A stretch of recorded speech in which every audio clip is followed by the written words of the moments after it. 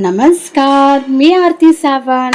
आज मी तुमच्याकडे घेऊन आलेली आहे फ्लॉवर वाटाणा बटाट्याची भाजी आणि त्याचबरोबर पांढरी शुभ्र अशी ही तांदळाची भाकरी. तुम्ही बघू शकतात, अतिशय सॉफ्ट अशी ही भाकरी झालेली आहे आणि टम्म अशी फुगलेली आहे.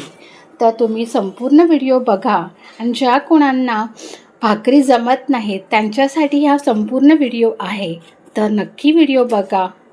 तर चला तर मग व्हिडिओला सुरुवात करूया. आणि ही फ्लॉवर वाटाणा बटाट्याची भाजी माझ्या आईची ही रेसिपी आहे, ती तुमच्यासोबत शेअर केलेली आहे. आज मी तुम्हाला दाखवणार आहे फ्लॉवर वाटाणा बटाट्याची भाजी. त्यासाठी मी अर्धा किलोच फ्लॉवर आणून ठेवलेले आणि साफ करून ठेवले. त्याच्यातले थोडे फ्लॉवर घेतलेले, मोठा बटाटा घेतलेला आणि थोडेसे वाटाणे घेतलेले आहेत. हे पाण्यात भिजवत ठेवलेले.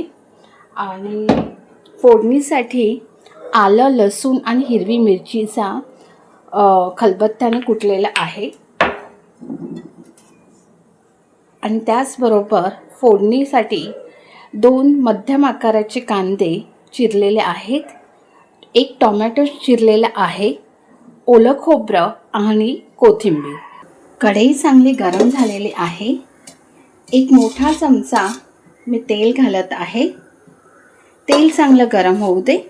1 छोटा चमचा राई चांगली तडतडू दे तेलामध्ये. राई चांगली तडतडत आहे. जिरं चांगलं फुलू दे. 1 छोटा चमचा कढीपत्ता घेतलेला आहे. आता कांदा टोमॅटो आपल्याला घालायचा आहे. आम्ही सगळा घालत आहे. फ्लेम वाढवायची आहे आणि कांदा टोमॅटो आपण चांगला भाजून घेऊया. कांदा टोमॅटो आपण चांगला परतून घेतलेला आहे. आता आलं, लसूण आणि हिरवी मिरची ती आपल्याला घालायचं आहे 1 चमचा. आज जी रेसिपी मी तुम्हाला दाखवणार आहे ती म्हणजे माझ्या आईची ही रेसिपी आहे. आणि आलं, लसूण आणि हिरवी मिरची ही ताजीच खलबत्त्याने ठेचा, त्यामुळे भाजीला एक वेगळीच चव येईल. चला, तुमच्याबरोबर बोलता बोलता माझा आलं लसूणचा पेस्ट छानपैकी सुगंध येत आहे. आणि आता आपण बेसिक मसाले घालायचे आहे. जे काही तुमच्याकडे साठवणीतले मसाले असतील ते तुम्ही घाला. आता मी मालवणी मसाला घालत आहे 1 चमचा, लाल तिखट अर्धा चमचा, पाव चमचा हळद, थोडंसं हिंग. आणि जे प्रमाण तुम्हाला मसाल्याचं कांदा टोमॅटोचं जे सांगितलं आहे ते पाव किलोच्या भाजीसाठी आहे. 1 चमचा मीठ घातलेला आहे. पाव किलोच्या भाजीला 1 चमचा मीठ बरोबर होतं. म्हणजे पाव किलो भाजी आपण विकत घेतो आणि 1 बटाटा घालतो, त्यासाठी हे मिठाचं प्रमाण सांगितलेलं आहे आणि इतर मसाल्यांचं. तर आता मी परतून घेते हे मसाले. आता गॅसची फ्लेम स्लो केलेली आहे. मसाले करपू नये म्हणून मी खलबत्त्यामध्ये थोडंसं पाणी घातलेलं आहे आणि जरा एकजीव करते. आता 5 मिनिटासाठी आपण हे झाकण ठेवूया, तर मसाले एकजीव होतील. चला, आता मी झाकण काढते. 5 मिनिटं झालेली आहे आणि मसाले छानपैकी एकजीव झालेले आहेत. आता आपल्याला भिजवलेले फ्लॉवर, वाटाणा आणि बटाटा हे आपल्याला घालायचं आहे. तर मी ते घालते. आता फ्लॉवर वाटाणा मसाल्यामध्ये परतून घेऊया. तुम्ही बघू शकता मसाल्यांना छानपैकी कलर आलेला आहे लालसर. आणि आता आपण हे सगळं मिक्स करून घेऊया. चला, भाजी परतून घेतलेली आहे. आज भाजीमध्ये पाणी न घालता वाफेवरच भाजी शिजवणार आहे फ्लॉवर वाटाण्याची भाजी. झाकण ठेवलेलं आहे आणि झाकणीवर पाणी घालत आहे. अर्धा पेला पाणी घातलेलं आहे आणि गॅसची फ्लेम मी स्लो केलेली आहे. आता भाजी मध्ये मध्ये आपल्याला चेक करायची आहे आणि स्लोच गॅसवर आपल्याला ही भाजी शिजवायची आहे. चला, 7-8 मिनिटांनी चेक करते. तुम्ही बघू शकता भाजीला पाणी सुटलेलं आहे. मिक्स करून घेते. आपली अजून भाजी शिजलेली नाही आहे. मध्ये मध्ये आपल्याला भाजी ही चेक करायची आहे. तर आलं लसूणची ठेचा आपण जो खलबत्त्याने ठेचलेला ते छानपैकी वास येत आहे, सुगंध येत आहे. तुम्ही बघू शकता. आता आपल्याला परत झाकण ठेवायचं आहे आणि परत 7-8 मिनटं आपल्याला ही भाजी शिजवून घ्यायची आहे. 7-8 मिनटं झालेले आहे आणि झाकणीवरचं पाणी पूर्णपणे निघालेलं आहे. तर मी भाजी ढवळून घेते. दुसऱ्या गॅसवर मी ठेवली कारण का भाकरी करायची होती म्हणून. मिक्स करून घेते आणि तुम्ही बघू शकता भाजी छानपैकी शिजली गेलेली आहे. आता आपल्याला ओलं खोबरं आणि कोथिंबीर ती घालायची आहे. कोथिंबीर तयार झाली. फ्लॉवर वाटाणा बटाट्याची भाजी अगदी झटपट अशी होते आणि घरच्या साहित्यामध्ये बनली जाते. आज तुम्हाला मी तांदळाची भाकरी कशी करायची ते तुम्हाला मी दाखवते. मी 5 भाकरीचं पीठ मळून ठेवलेलं आहे अगोदरच आणि आता मी एक गोळा घेतलेला आहे. मी तांब्याभर पाणी घेतलेलं, अगदी एवढा तांब्याभर पाणी घेतलेलं आणि जेवढं पाहिजे आहे गरम पाणी केलं कोमट असं आणि तांदळाचं पीठ चांगलं मळून घेतलेलं आहे. आता मी पुन्हा थोडंसं पाण्याचा हात लावते आणि मळून घेते. पीठ चांगलं मळून घेतलेलं आहे आणि पुन्हा असा गोळा करून घ्यायचा.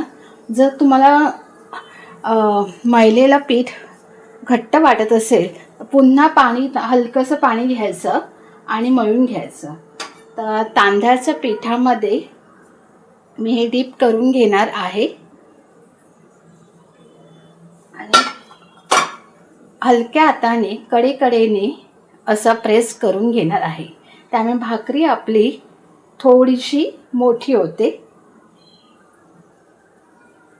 आणि पुन्हा आपण तांदळाचं पीठ घ्यायचं आहे आणि कडेकडेने आपल्याला हे पीठ असं थापून घ्यायचं आहे.